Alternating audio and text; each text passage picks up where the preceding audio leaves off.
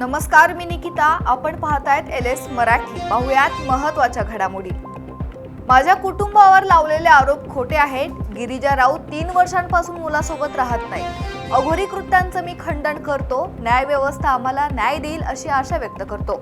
विनायक राऊत यांचं वक्तव्य. शासकीय निधी हा जनतेचा नव्हे तर आपल्या बापाचा पैसा आहे अशी प्रशासनाची धारणा आहे. खासदार विशाल पाटील यांचं वक्तव्य.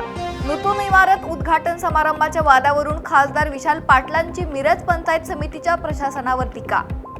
कोल्हापुरातील अंबप फाट्यावर 2 ट्रकची एकमेकांना धडकेत एक ट्रक पलटी.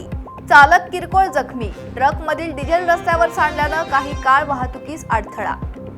यवतमाळमध्ये गुप्तधनाच्या नावाने सेवानिवृत्त कर्मचाऱ्याला 4.25 लाखांचा गंडा. संजय कवडेवार या भुंदू बाबा विरोधात लोहारा पोलिसात गुन्हा दाखल.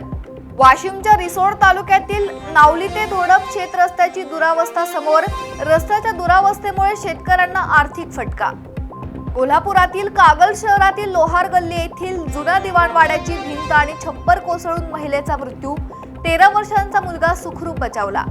वाशिममध्ये SIR मोहिमेला वेग. 12 दिवसात 5.12 लाख मतदारांची माहिती संकलित.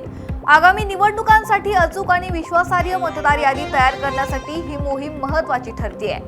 लोणावळ्यातील घाट माथ्यावर मुसळधार पावसाचं थैमान. मुसळधार पावसामुळे जनजीवन विस्कळीत. लोणावळा खंडाळा परिसरात वाहणाऱ्या धबधब्यांनी वेधलं सर्वांचं लक्ष. पुणे ग्रामीण पोलिसांचा ढिसाळ कारभार. दिवे घाटात रात्री 5 तासापासून पुण्याकडे जाणारी वाहतूक बंद. शेकडो वाहने अडकली.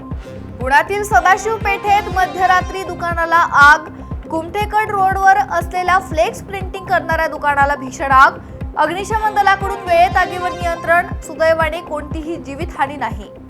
या होत्या महत्त्वाच्या घडामोडी. पाहत रहा LS मराठी.